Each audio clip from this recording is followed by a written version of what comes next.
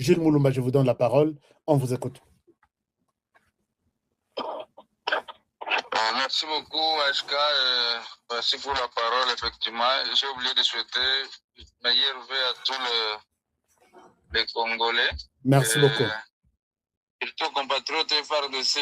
La force spéciale Hibou qui est en train de frapper sérieusement les Rwandais là. Ah oui, la force. Aussi. Oui, la force spéciale en Ituri, à Ouvira, maintenant. À Ouvira, oui. D'accord. Voilà. Qui est en train de saucissonner ce bandit-là avec nos éléments. D'accord. Vous avez posé une question pertinente. En fait, pour comprendre la problématique de la crise chez nous et pourquoi ça traîne à être terminé.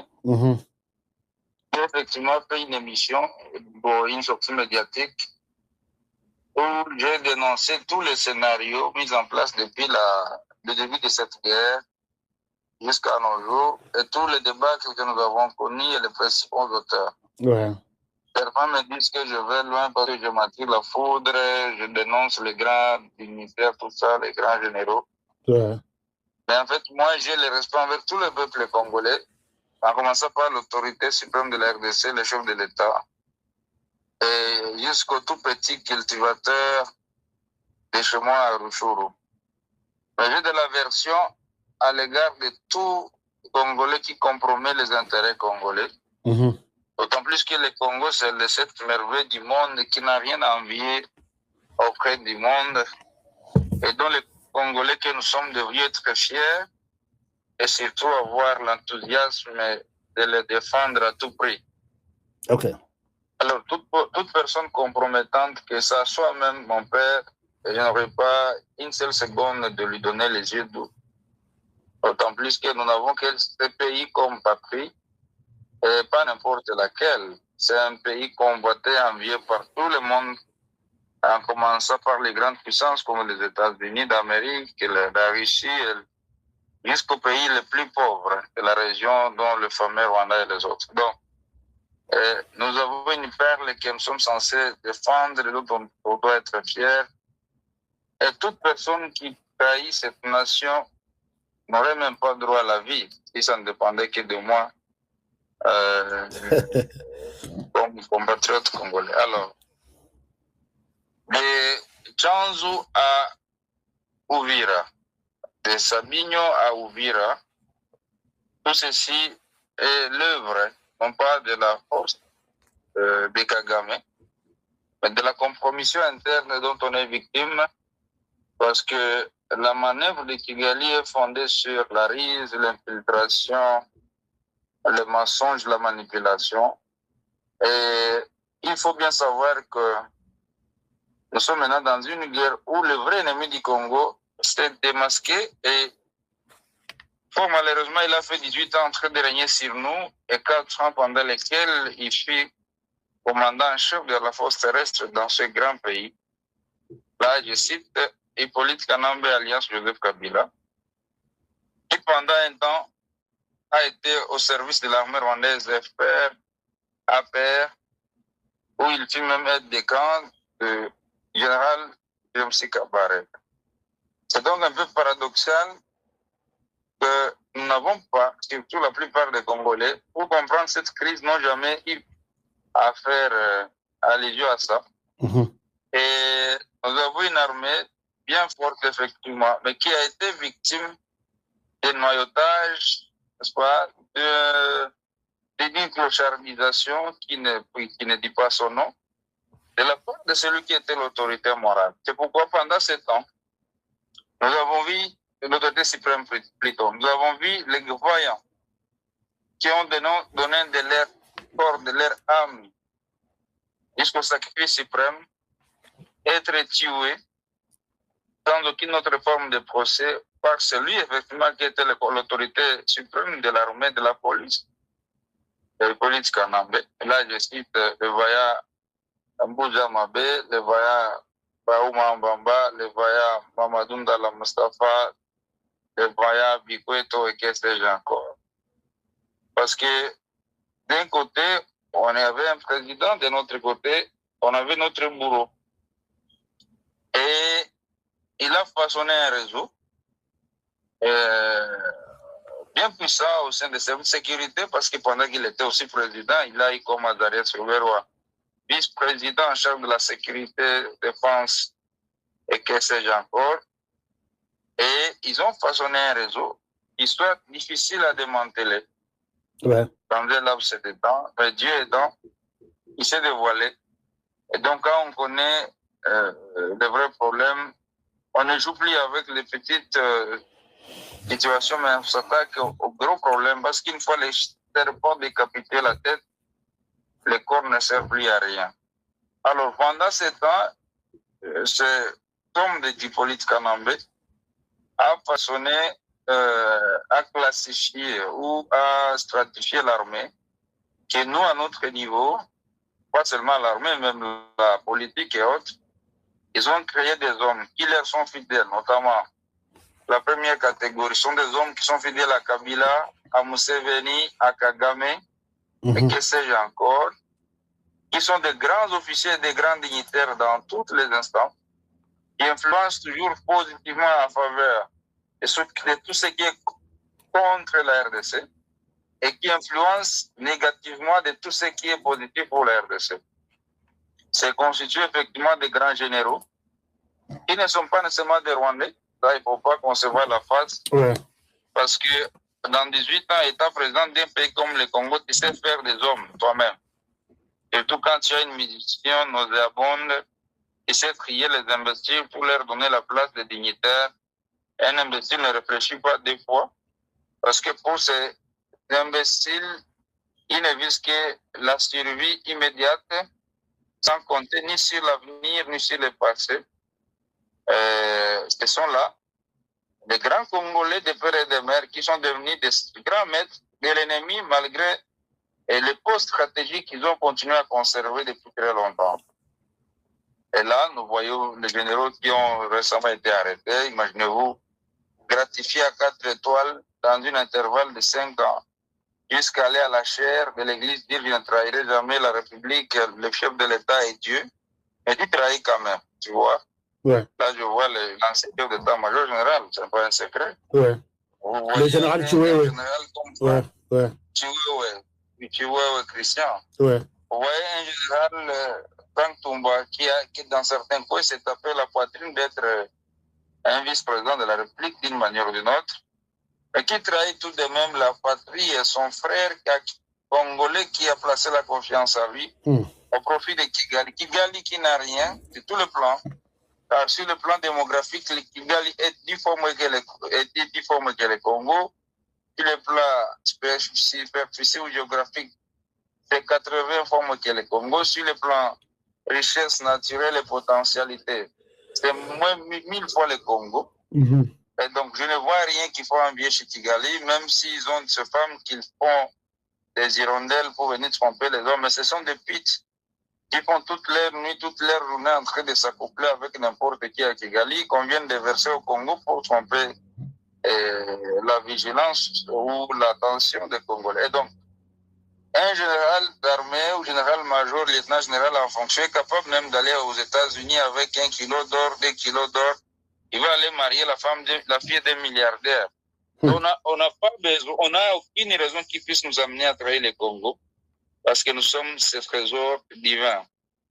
Et à part cette catégorie, il y a effectivement cette catégorie des affairistes. Ce sont des gens sans position qui ne se recherchent que pour leur servir, qui font la concurrence avec ceux qui existaient dans l'État ou avec ceux qui vivent en Europe, en Asie. Alors pour eux, c'est simplement l'argent ou rien. Alors ils basculent d'un côté ou d'un autre selon qu'ils ont des intérêts à gagner. Ouais. Les autres sont des patriotes qui sont laissés pour compte depuis que Kabila a façonné son système.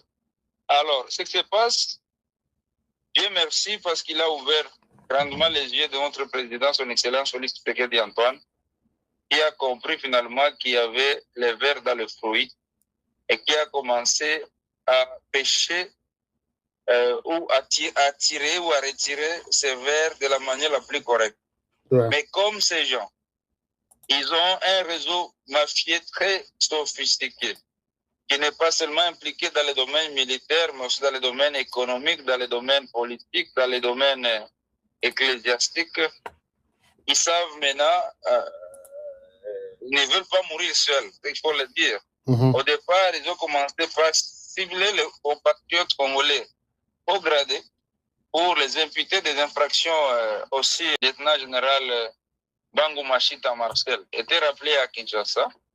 Et pendant son intérim, le Rwanda va oser prendre la ville de Goma en passant par la ville de Sake. Général Moutupek est ici. Oui. Général Moutupek est ici. Ouais, voilà. Oui, le plus vrai là. Ouais, le brun. Ouais. Et il va, c'est avec lui, si vous vous rappelez, HK, je vous avais envoyé des vidéos, des photos en février 2023 autour de Sake. C'est avec lui qu'on avait systématiquement zigué une bonne centaine de Rwandais dans les collines Sirklomba, Sake et Kilolirwe. Et quand le Rwanda se rendra compte que la présence de Moutupeke dans une semaine nous assurait un succès sans pareil parce qu'on allait les pourchasser jusqu'au Rwanda, ils vont effectivement bouger leur réseau à Kinshasa et Moutupeke, on va ramener en toute urgence Bango Marcel à Goma, qui avait pourtant refusé, sur instruction de Chiwewe, de faire la remise de reprise pour les opérations avec le gouverneur Ndima qui devait reprendre les opérations. Surprenant, il rentre brutalement à Goma où il fait la remise avec Ndima Constant et obligeant Moutupeke de partir avec lui à Kisangani où la troisième zone était censée fonctionner. Je voulais signifier que Moutupeke par la suite sera arrêté arbitrairement, imputé par Frank Tumba et Chiwewe des complots contre les chefs de l'État, des tentatives de coup d'État.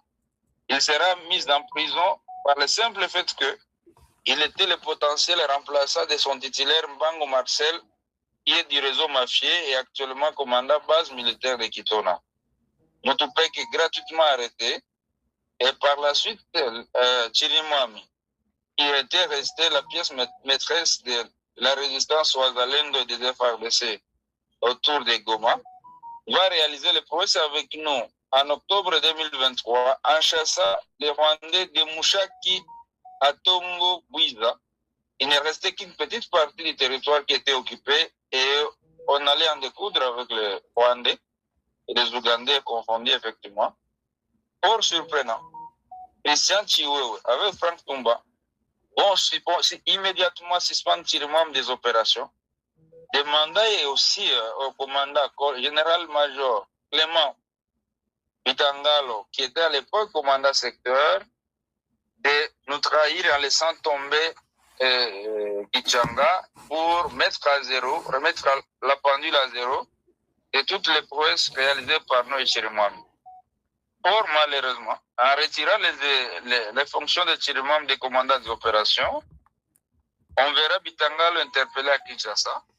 Mais chose surprenante, je ne sais pas par quelle baguette magique, il sera encore promis par Frank Tumba Chiwewe pour être envoyé commandant deuxième zone militaire qui regroupe les Grands Katanga et les Grands Kasaï actuellement, où il joue encore le rôle de commandant deuxième zone, avec risque aigu de faire tomber tous les Grands Katanga et les Kasaï sans combat, parce qu'il est le pion de la mafia que nous dénonçons ici.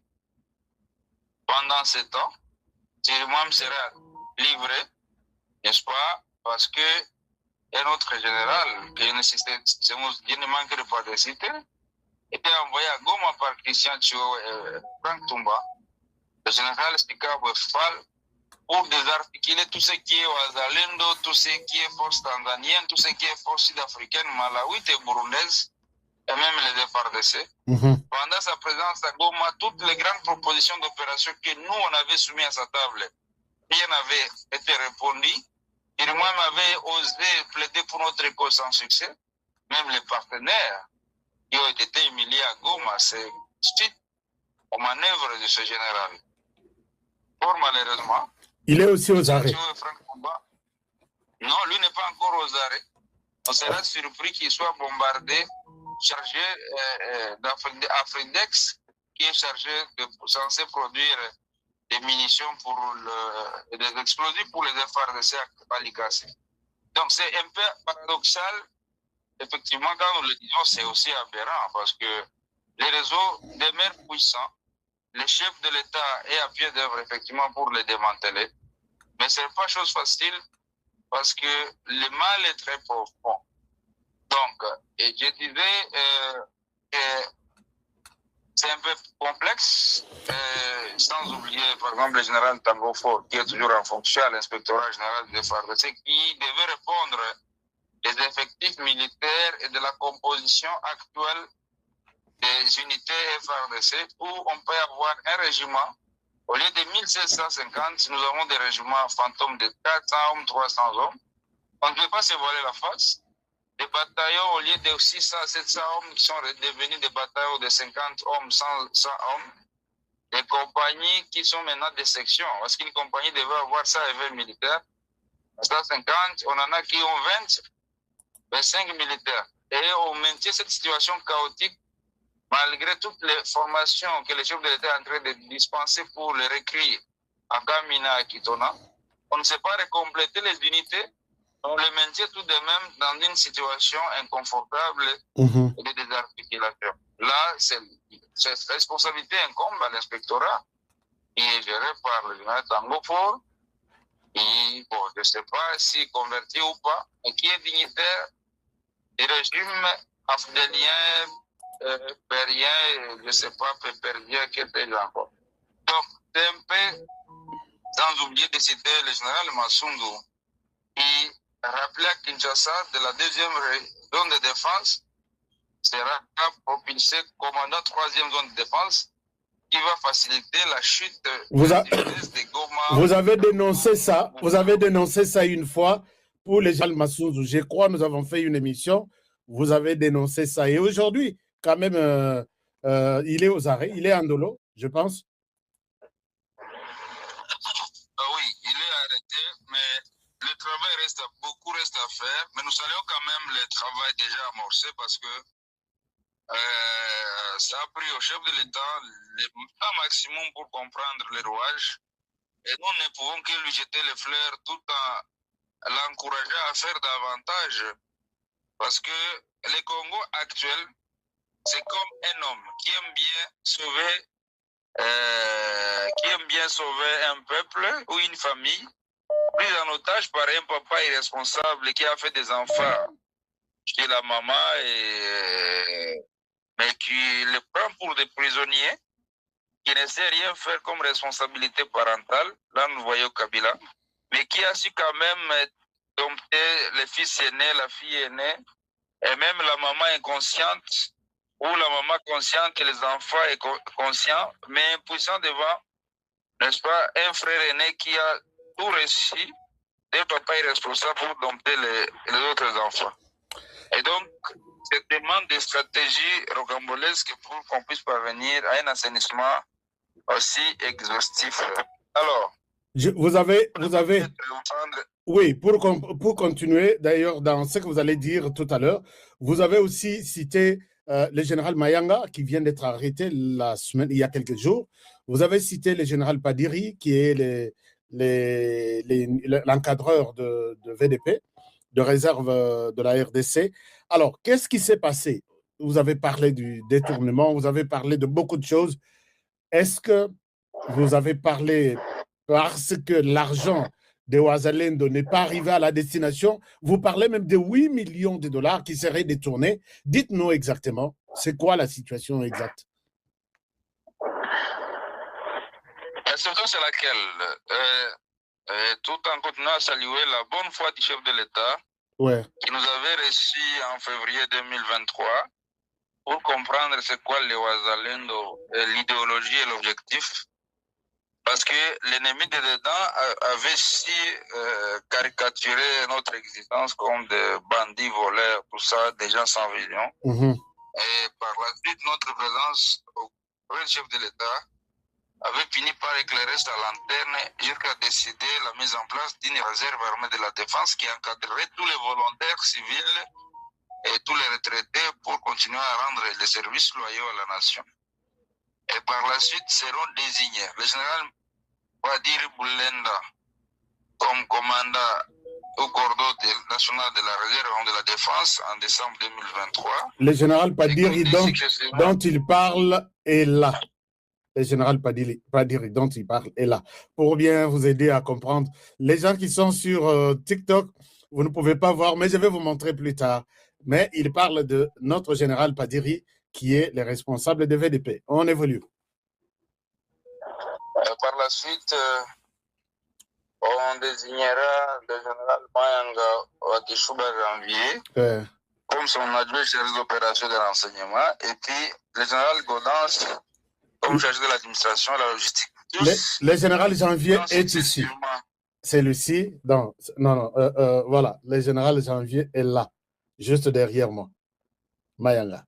Voilà, c'est lui. Voilà, Mayanga Wakishuba Janvier. Alors, Padiri originaire du Sud Kivu, Mayanga originaire du Nord Kivu, Godance originaire de l'Ituri. Ouais. Les trois provinces les plus convoitées par la petite glouton de Kigali et de Kampala. Donc c'était vraiment un choix judicieux, d'autant plus que même Padiri fut jadis résistant, Mayanga de même depuis la Deuxième République, et Godance fut résistant contre les massacres perpétrés contre les Ituriens par le fameux Taganda et Thomas Lubanga et le lieutenant général actuel numéro 2 des FARDC, Itali Gonza Ndurja. Itali Gonza, ouais. Oui, qui étaient tous à l'époque des alliés de l'Ouganda et du Rwanda pour massacrer les Congolais ituriens.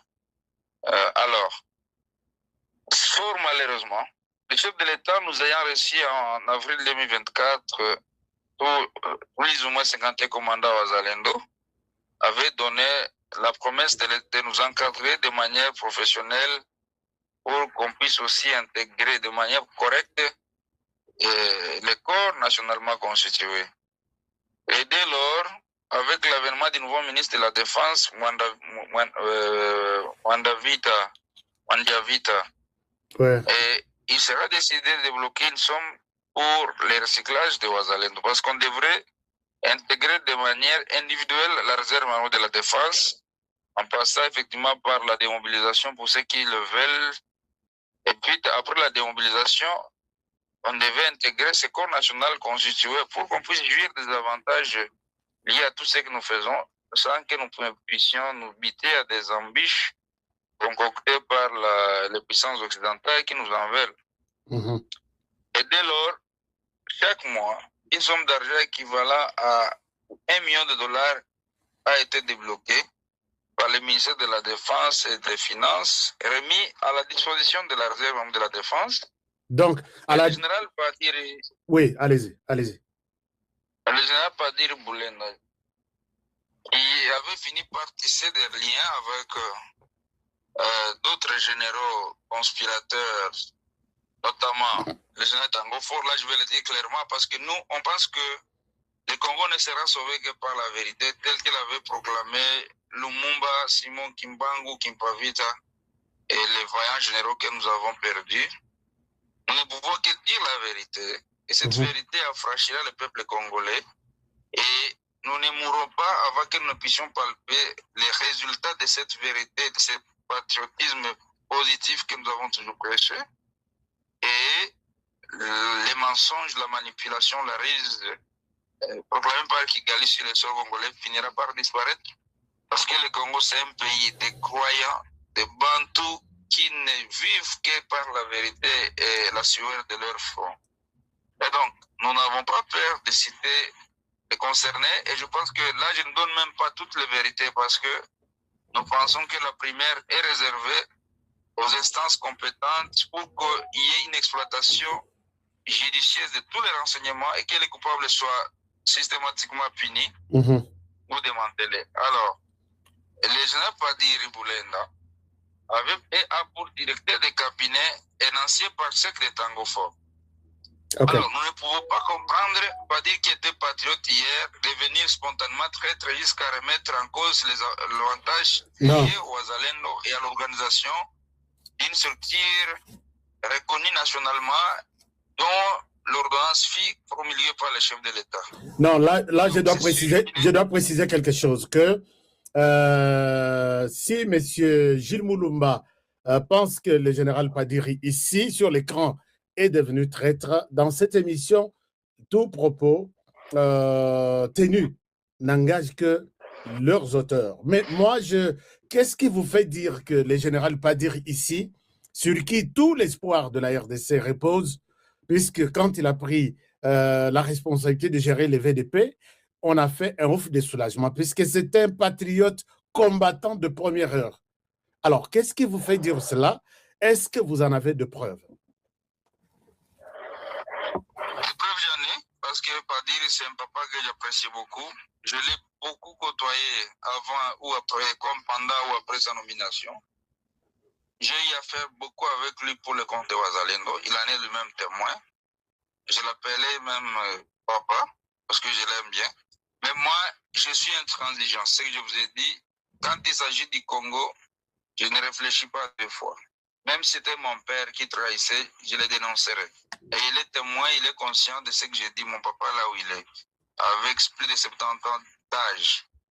Et Padiri, qu'est-ce qui m'amène à remettre en cause son niveau de patriotisme? Il a reçu la mission d'organiser de manière professionnelle le Wazalendo.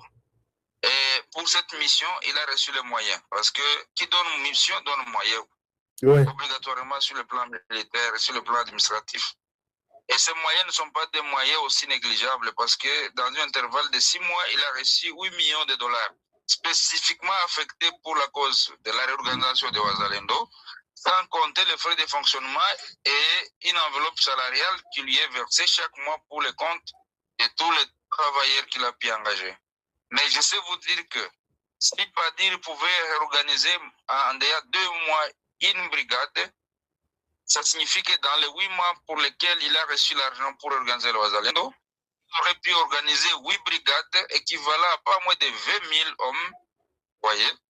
Et d'ailleurs, c'est beaucoup, puisque 20 000 hommes, parce qu'une brigade contre 3 500, une brigade organique bien intégrée, c'est 3 500 hommes. Tout le monde peut faire le calcul. 3 500 fois 8, ça fait autour de 28 000 hommes. Alors, si moi, j'abuse dans mes propos, le général Padiri, ayant reçu l'argent, je le confirme, m'a mis sur mon cœur 8 millions de dollars, n'est-ce pas, remis par 8 tranches, n'est-ce pas, donc 5 millions reçus directement par l'entremise de son comptable, et 3 millions qui sont passés par un autre circuit que lui-même maîtrise, mais moi je connais ce circuit. Il peut nous dire combien il a produit comme élément Wazalendo recyclé disponible pour le front. Là, peut-être, je vais retirer mes propos et présenter mon indulgence vis-à-vis de lui. Alors, j'affirme haut et fort, il est tombé dans la mafia kabyliste, et d'autant plus qu'il aille aussi à travailler avec lui. Et je me dis qu'il y a une mouche qui pique les compatriotes congolais pour qu'ils tombent trop bas. Et surtout que beaucoup plus sont recrutés en leur faisant voir que les dialogues Doha, Washington, je ne sais pas, Luanda, Nairobi, vont accoucher des mixages, de brassages comme jadis dans les temps. Et Kabila va redevenir fort, que le John Numbe et les autres, et le Makenga vont redevenir forts. Et tout le monde qui n'aura pas emboîté leur pas finira par être matraqué quand ils vont revenir au pouvoir. Et ceci met en difficulté ceux qui pouvaient même être tenaces.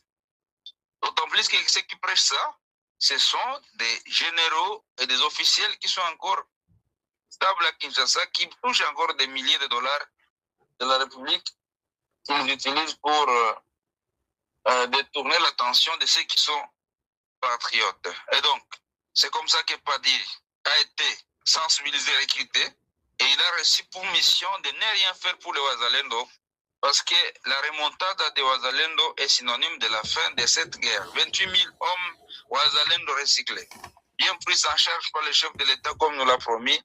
Mais si HK, je vous l'ai dit, en toute vérité, que cette guerre ne ferait pas 2 semaines. Même Kigali en est conscient. Kigali en est conscient que 10 000 hommes, 20 000 hommes, 30 000 hommes au Wazalendo, c'est équivalent à toute l'armée rwandaise. Et pour nous, un Mouzalendo vaut 10 000 militaires, 10 militaires rwandais.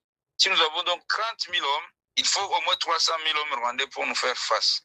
Ce qui est pratiquement impossible parce que sur le plan budgétaire, sur le plan potentialité, sur le plan marge de manœuvre pour le recrutement, le Rwanda n'en a pas cette capacité. Et donc, si Padiri est arrivé jusqu'à ce point, c'est qu'il n'est plus avec nous.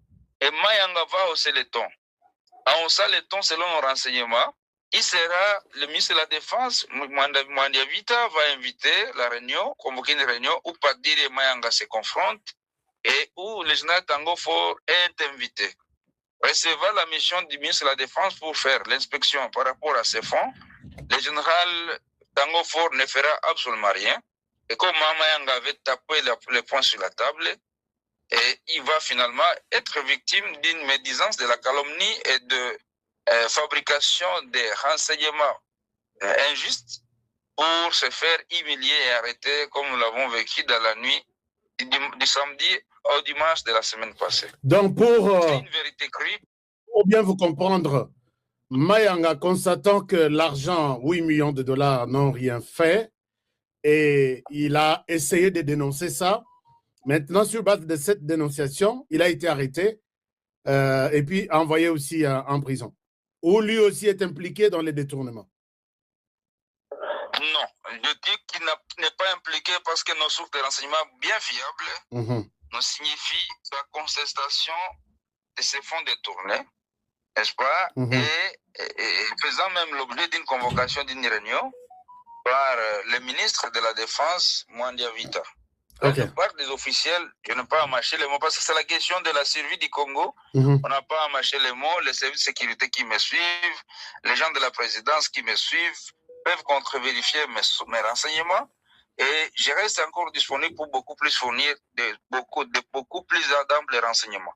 Parce que le Congo doit être sauvé par nous et par cette vérité, par notre engagement patriotique que nous prenons depuis nos aïeux, le Lumumba et les autres que j'ai cités ici là. Et je sais bien vous dire que, en l'arrêtant, on a créé une fausse alerte, une tentative de coup d'État contre les chefs de l'État et certains des médias de nos compatriotes qui pourraient hier été bien adulés sont tombés trop bas comme sous l'époque de Chirimwami où ils avaient commencé par créer des folles rumeurs. Et je vous remercie parce que vous prenez le temps de vérifier quand vous avez mal informé l'opinion, vous n'hésitez pas à retirer les propos. Chirimwami en avait été victime et je sais vous dire que la folle rumeur qui circulait sur Chirimwami avant sa mort, le général Padiri, par l'entremise de son fils qui était fabriqué Mouzalendo à l'Est, eh bien lui, un certain Moucha, un certain colonel qui était à l'Est, ce sont eux qui fabriquaient des folles rumeurs qui les répandaient dans les réseaux sociaux pour falsifier Chirimwami, pour le caricaturer. Et quand il est mort, la plupart des Congolais sont tombés dans l'erreur de le prendre pour un traître. Pourtant, nous, on perdait un ancêtre de la résistance. C'est la même chose. Tout ce qui a circulé dans les réseaux sociaux, c'est le labo du général Padiri Boulenda qui a fabriqué ça. Et on va imputer à Mayanga les motifs de tentative de coup d'État et qu'il aurait amené des gens depuis Goma jusqu'à Kinshasa pour faire ça. Pourtant, tous les champs de Mayanga et toutes les fermes de Mayanga à Massissi ont été confisquées par l'M23. Mayanga dispose de 3 maisons à Goma, une maison au centre-ville, derrière Hill Africa, à 2 niveaux, confisquées par l'M23 qui loge les officiels rwandais parce que proche de la frontière. Mayanga dispose d'une maison à Himbi, confisquée par l'M23. Mayanga dispose d'une maison à Kituku, confisquée par l'M23. Toutes les vaches du général Mayanga ont été tuées par les RDF. Tous les véhicules qu'il y avait dans son enclos, autour de 2-3 véhicules, ont été pris en otage par l'M23. Sa famille vit dans la clandestinité sans pareil, sauf qu'il avait pu sauver dernièrement ces 2 femmes qui sont arrivées difficilement à Kinshasa, en passant par des camouflages jusqu'à atteindre Dar es Salaam avant de prendre le vol vers Kinshasa, avec 3 garçons mineurs d'âge qui sont ces cadets, qui sont venus accompagner leur maman, et ce sont eux qui ont été arrêtés avec leur papa au motif qu'ils devaient faire le coup d'État avec leur père et humiliant. Les services qui les avaient arrêtés les avaient remis spontanément à la maison et on a maintenu en détention le général Mayanga et ses gardes-corps qui ne disposaient que de 2 armes. Pendant l'arrestation, on avait arrêté le général Mayanga avec 2 armes parce qu'il est confiant en lui, il n'a jamais trahi la patrie, il n'a peur de personne.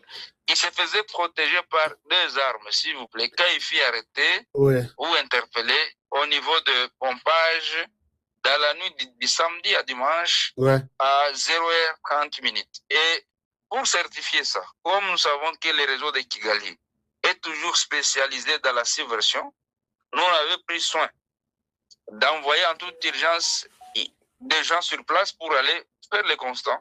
Je sais vous certifier que 10 minutes après l'arrestation, nous, on avait envoyé quelques gens aller vérifier, parce que nous, on n'a jamais soutenu les traites.